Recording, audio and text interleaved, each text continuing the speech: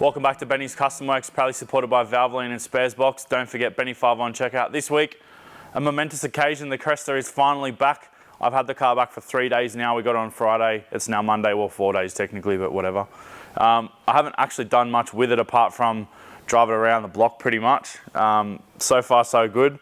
It drives fine, but I did notice that it does have a pretty angry exhaust leak now.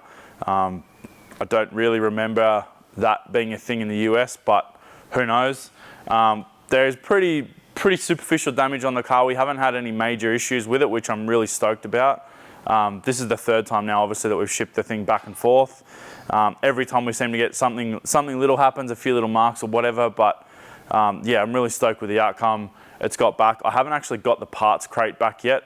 I had Adam from Veloce Supercar Transport actually pick it up for me from Revesby and bring it up here. I do want to get the car up, go under it, make a bit of a list as far as what we need to repair, any parts that are broken that we can order them. I even want to look at things like the front number plate that's been run into by something. I'm not sure what that is. It's actually bent the bumper now, so I'm a little bit annoyed about that, but I don't think it's going to be a major repair to fix that. But yeah, there's a few little bits and bobs. I'll try and track this exhaust leak down and hopefully we can remedy it today. I've got some material here. I've got some stainless exhaust tube and I've got some flat bar, so I think I know what it is, but I also want to pull the turbo beanie off up the top before we go running it, because I don't want to get it hot and then have to pull a hot exhaust apart. Because yeah, I want to actually check the whole thing over, not just where I think the issue is, because the noise is a bit deceptive, where it sounds like it's at the top of the engine bay, but where the issue I think is at the bottom side of the engine bay. So I want to, like I said, I want to check the whole thing out before I run it for 5 minutes and it gets too hot to be able to work on. Because yeah, I want to try and actually get it to the point where it's repaired today. And yeah, kind of go right over it and check everything else out, because I want to get this thing back to the track as soon as possible. Really keen to run that 7 now that we've got our new Circle D converter in with a tighter stator. We found out the first time we were at Florida in Sick Week 2023.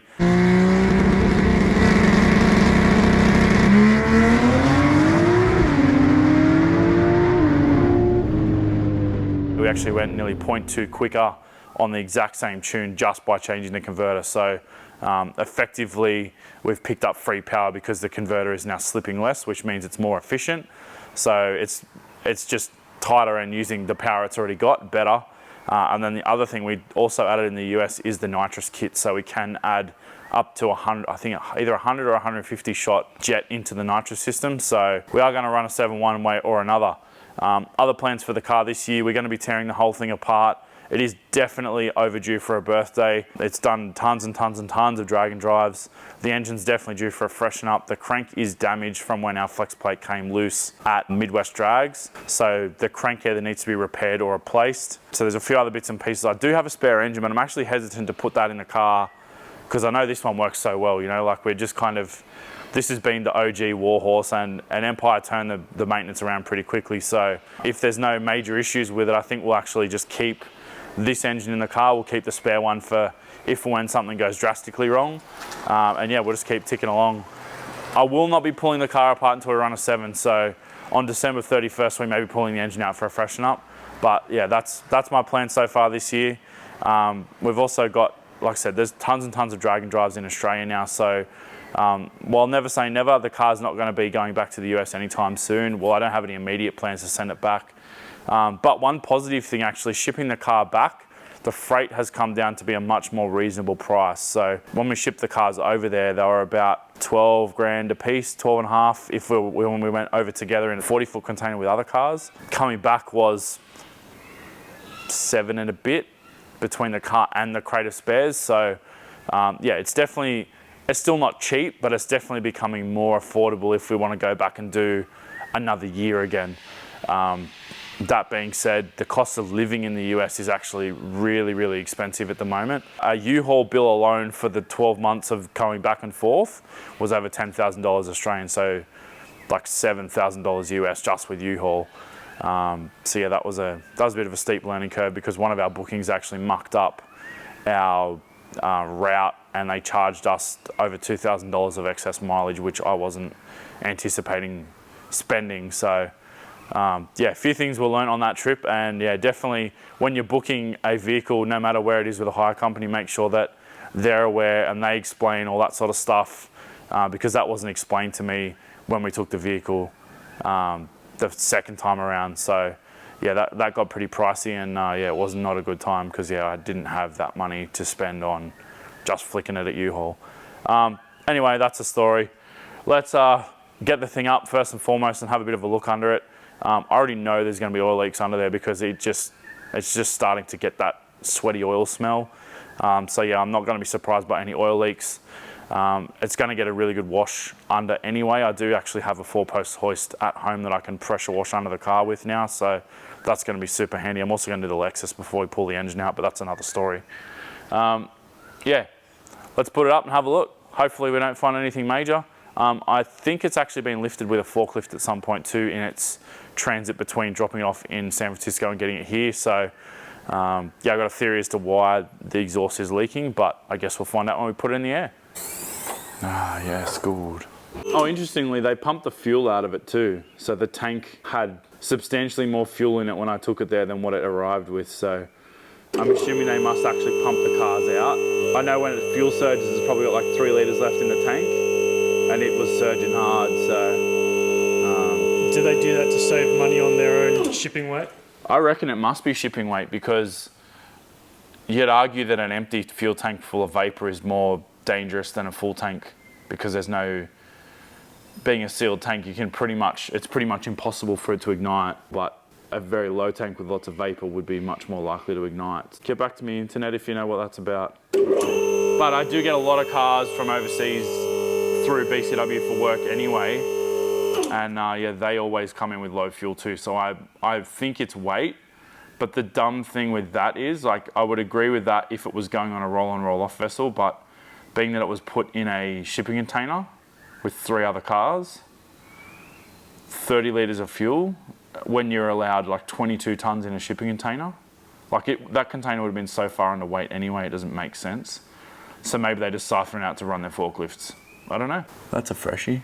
They've definitely gone down to forklift town. Looking at that, I reckon it's been picked up by its side, like from the side at one point, and pushed on the exhaust. And I reckon that's what's cracked it. And there it is. So it is what I thought. The brace that I welded to the dump pipe has cracked. It bolts to the block and it's cracked out of the pipe. Oh yeah, look there, you can see where they've bashed it with the fork there. Oh yeah, big time. That seal damage is definitely fresh from them spearing a fork under it or something. Like I said, these are all superficial. Like, I'll be able to straighten that back out. I'm not having a dig at the shipping company. It is what it is when you ship a car halfway around the world. It just, lots of people handle it. They use machinery to be more efficient, all these sort of things. So it's not, don't get me wrong, it's not a dig with the insurance, or with the shipping company. I appreciate what they did, or the shipping line, I should say. The broker I used, I actually used Christian at Iron Chef, and he was absolutely fantastic throughout the whole process. Turns out, between shipping the car to the US the first 2 times and this time, the system's completely changed, and I didn't really even think about a lot of the things that we had to do in the end. Because this car only had the chassis number, not a full VIN, it meant that we had to effectively apply for everything again. So yeah, that's going to be another story going forward, but yeah, fun times. Yeah, so that seal's munted now too. I don't know what they've done, because that's hammered there, and then all that gouging's new. Like I said, it's just part of the deal when you send your car around the world. You're going to expect this sort of stuff, and I'm not precious about it. If I was, I would never have sent a car around the world. So we're just going to straighten it out. That is quite annoying, but what am I going to do about it? Send to a panel beater and get them to pull that whole thing back down? Like, it's a pretty big undertaking to actually get that 100% right. What do you do?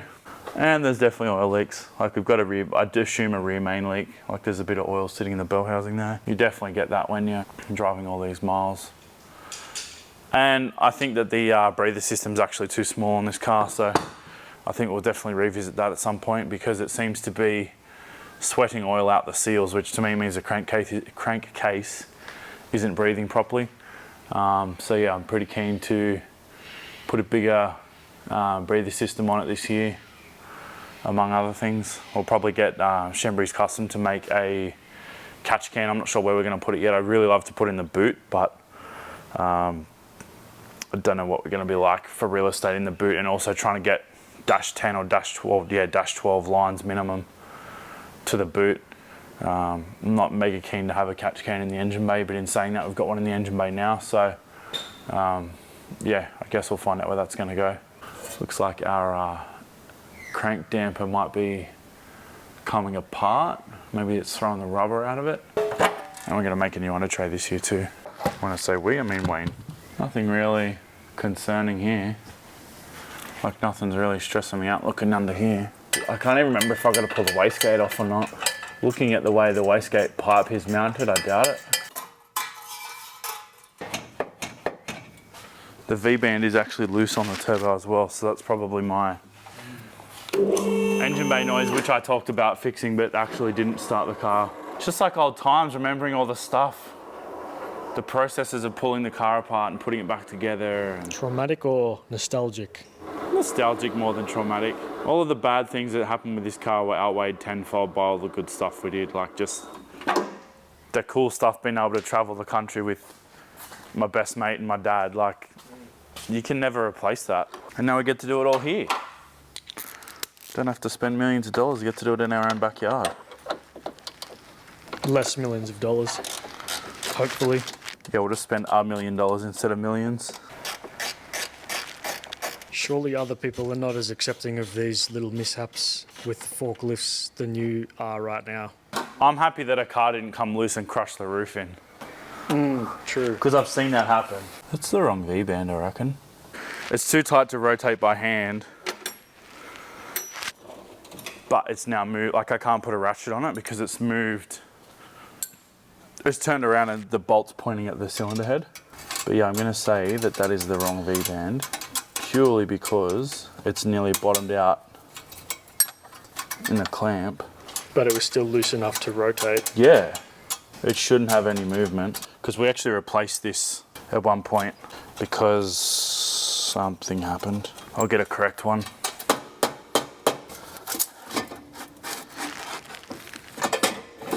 It's exhausting work, this. I should have seen that one coming. Yeah. Now that's annoying because I actually want to put the dump pipe back on today. So I wonder if I can get a little bit adventurous and grind that lip off a little bit. Because there's still more thread there. Because what's happening is that clamp is bottoming out. But there's still room there to tighten it. So if I just knock 5mm off that with a grinder, it's got more compression. So I will reuse this, but what I will do is buy a correct one so that no doubt in the future when the vehicle comes apart again, I have the correct one to fit. And also we have a spare again, because that's another thing I need to do is go through all of our spares and see what we've used throughout the year, because there's heaps of stuff that ended up in the car, bolts in particular that I haven't replaced yet. So like flex plate bolts and converter bolts and other random bits and pieces. So yeah, we'll need to go through what we had and what we're missing now to be able to replenish the stock so that the next time we're at the track and we need something that's in the kit still. So many American bugs. Nah, they're Australian bugs. How can you tell? Their accent. I love the Men in Black intro with the bugs. Yes. Such a good bug Ripped scene. on. This is what happens when you build a car and then take 2 years to pull it apart and get it back together again. Someone who's watching this right now, I bet he remembers and is yelling at you. Probably. Yell louder so I can hear it. Literally, if I could rotate that screamer like 5 degrees, which I actually can. This is the one downfall to V-bands. You end up having all these dances where every single V-band in a system has to like align, whereas if it was all flanged, you could have 5mm plane every single flange because the bolt holes are never the right size. They're always 2mm over for this exact reason. So V-bands, while they're much more accurate and easier to pull apart, putting them back together can be somewhat more of a challenge. And same thing, heat makes things move. So when that dump pipe went in, it probably cleared that screamer. But now going back together again, not so much. And the other thing I need to be careful of is it's actually contacting the bracket, which is cracked. So I don't want to force that too much and then have it actually snap off, because then I've got no references to where it's got to go back on. Man, that's close. Uh-oh.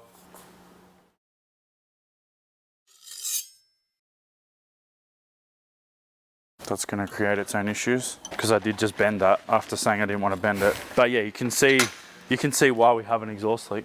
But I think I'm going to be able to just set that back in. I'm actually going to repair that with a MIG, not TIG. Going to MIG that back down, then I'll actually put some bracing into it. That part will be strong because it's across the weld. But the problem is too, now we've got steel that should be overlapping that's not. I think what I'm actually going to do is bend it back out and then die grind it down a touch. Yep. Which hopefully will just go back into its spot, because the one issue I may face bending it back out is that it's actually going to break. Yeah, true. Like snap off. Call me lightning. Never hit the same spot twice. But I think that's going to be all right, unless I hammer it back in and it snaps off altogether. Because you can definitely see fatigue the whole way around that weld. Well, that's gone back in. Nothing's bad.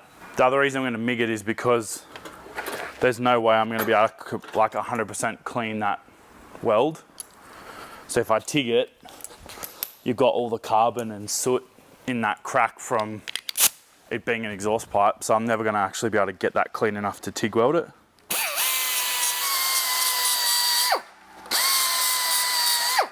So then that chunk's actually blown out altogether. I'd say it was cracked before the forklifting, but it's definitely not done it any favors. Now watch us run out of MIG gas. It's so low, bro. We'll be able to tell, as soon as it gets low, we'll get porosity in the weld, which is exactly what I don't want. Welding. Not too bad. Welding. Welding. It's definitely not the prettiest, and everyone's gonna go, oh, you just tack welded it. I'm actually gonna brace it and I'm gonna TIG the brace into it.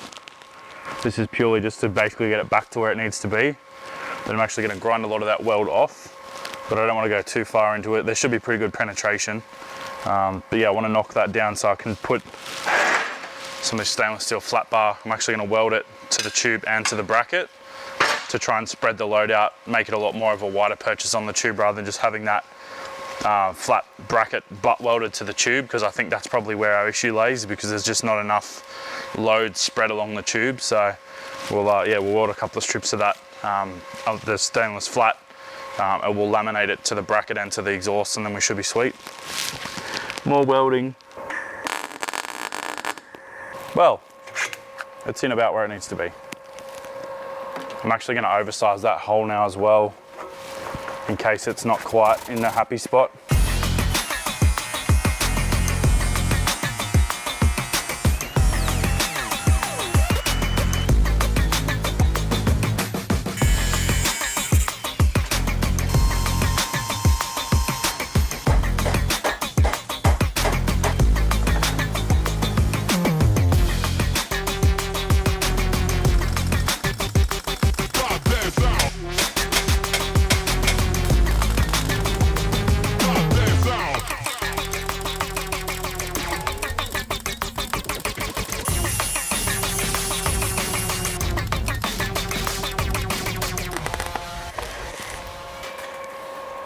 I was fully like, who the f is standing there?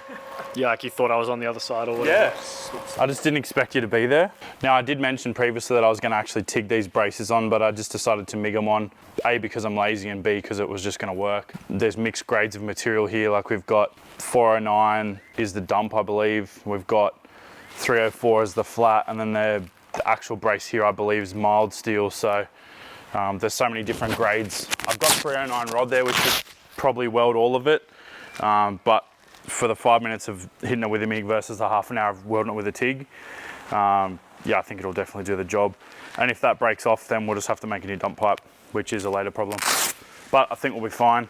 Now it's obviously going to present its own challenges putting it back in the car. I am going to drill that hole oversize I mentioned before. I think it's 12 mil at the moment. I might take it out to half inch or 14 or whatever drill bit I've got that'll make it go bigger. Just to, like I said, give it a little bit more clearance. I'm just going to knock the spatter off it as well. So when you see me hitting it with a flap wheel, it's just knocking the spatter off. I'm not grinding the welds down.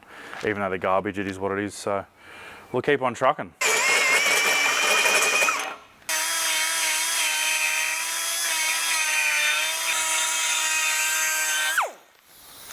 What?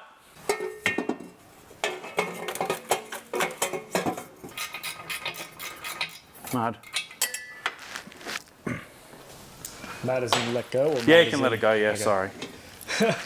See ya.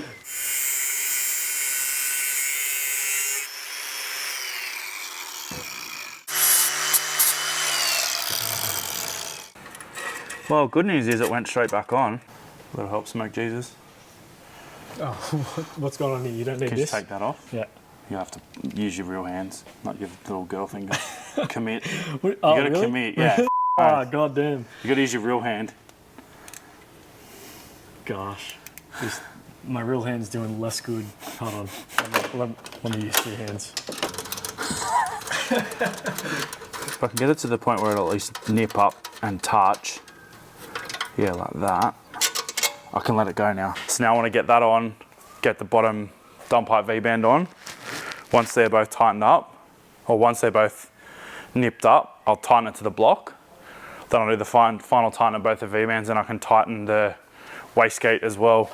And I move the wastegate V-band so I can tighten it with the dump pipe in place. The catback, for want of a better term, has just slid back a little bit. So I'm just going to use the strap to nip it up. Do love a good strap tweak. Engaged. Ratchet straps are so handy for just a third hand. Would it be like actually having four hands? Because you got one on that side, one on that side? It's doing another job if you want to get too specific. We didn't really need to go that technical, did we? Yeah. Bloody weirdo. Gian's hand chats. Nothing sus. Yeah. It's really handy. I really grasped the concept. That joke was pawsome. Pause hands. Get it? Pawsome. I got it. Toit. It's not touching anymore in the join, but it's bottomed out there now. But it was more that it was touching in the slip. I need to add one of these folding ratchets, like flex head ratchets to my toolbox, like the race toolbox. I actually bought a second one and then never took it. So what's that? It folds like at the neck. Yeah. I see. So you got a good range of motion. Like there, you're never obviously going to be able to put a lot of tension on it, but you can still give it a quick. About there on, you can actually load it up pretty hard. See? You can be like. Yeah.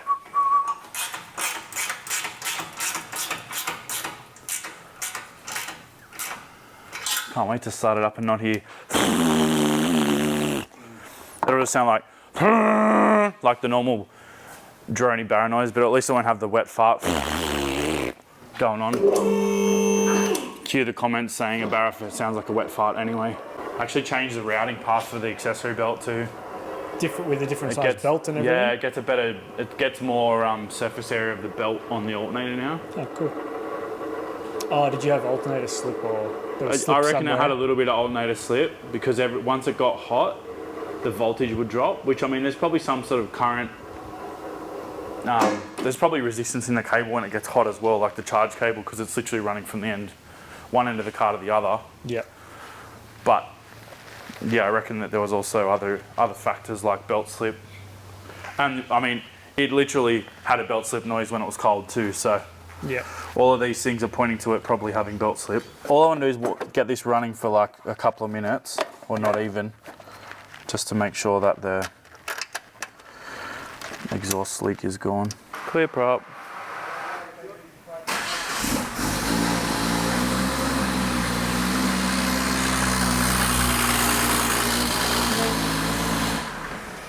just that timing chain rattle. Now I get to spill all the forbidden Kool-Aid everywhere. Spill it everywhere and it'll miss the tray. Because it always misses the tray.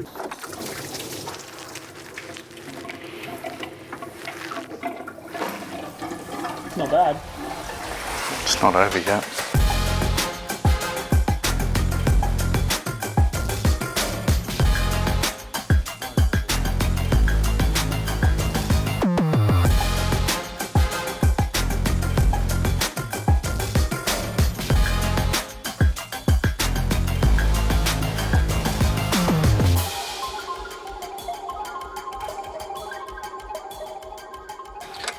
So after I made the power steering pump deletes, we did still stuff a belt slip on occasions. The alternator pulley is not the stock size on this alternator either. So I don't know if that's contributed to it, but I actually saw a post on Facebook by someone else who they'd rerouted their accessory belt. And I've done it actually since getting back, and it's charging, the charge voltage is a little bit higher and there's no belt squeak on cold start now, which it did have towards the end of the trip. And that wasn't changed by how much tension I could put on the belt. So I think now having a better wrap on the water pump and the alternator, that's definitely going to help.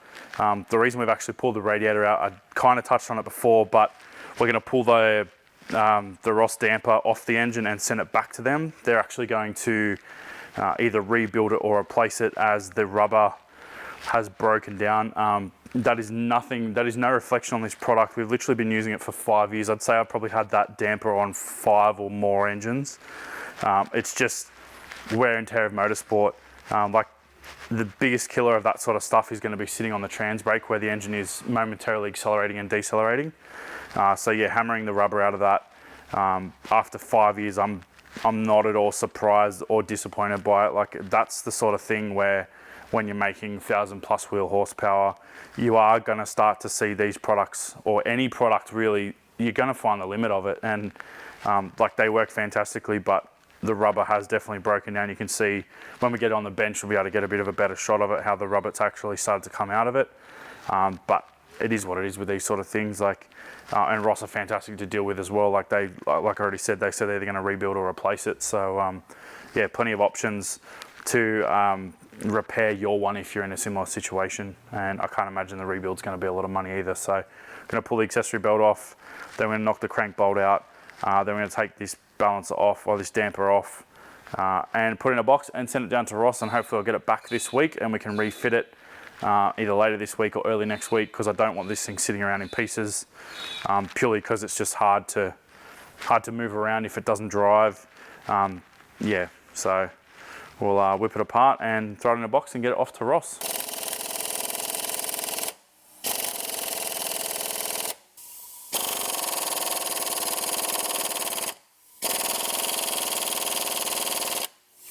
It's not coming off. Wow.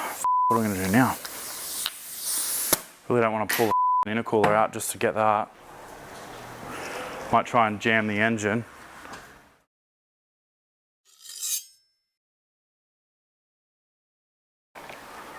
There we go.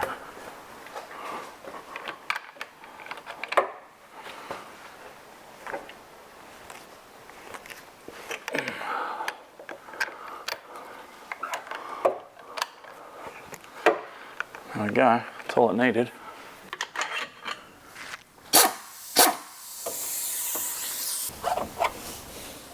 That's had its time.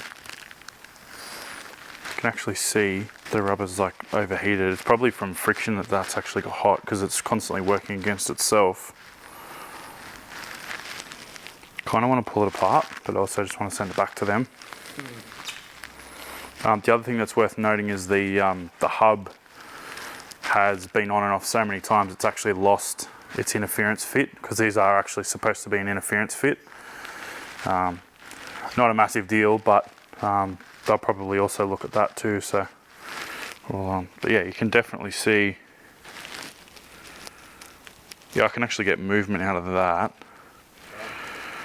So yeah, the rubber itself has most definitely gone to the good Lord of motorsport. Some sort of fruity material they make these out of. You can actually see their crank seals started to eat into that as well, which means it's been on this engine, or on all of my engines, for a very long time. Well, I'm super stoked to have the Cresta back in the shop. Considering this thing did 4,500 miles in the US or more, it's in pretty good condition. Ironically, most of the damage on the vehicles actually happened in transit. Our Ross damper is going to go back to those guys for a refresh. No doubt we'll be able to get some photos or info from them as to the refresh and what they've done to it, and hopefully we can get it back on the car in the next week or so. I'm really keen to get back to the track, get racing. I think Maddie's almost more keen than I am. He's messaged me about 4 times today going, when are we going to the track? This event's on, that event's on. So yeah, there's going to be tons more Cresta content coming for 2024. I've already touched on the fact that we are going to blow the car apart and give it a freshen up. There's all sorts of stuff that I want to do to it. We've got an R5 for it. Hopefully we'll put a new 10-inch Haltech dash in it. I really want to actually put the IC7 in the back so that the backseat passenger can either see vitals, or if they're shooting film, we can actually record that sort of data live on camera. So yeah, it'll be something a little bit different, and it's something I've actually wanted to do for a long time, but haven't kind of been able to justify buying another dash just for that. But if we can put the 10-inch in the front and then move that to the back, that'd be pretty cool. Thanks for watching, guys. We'll see you next time.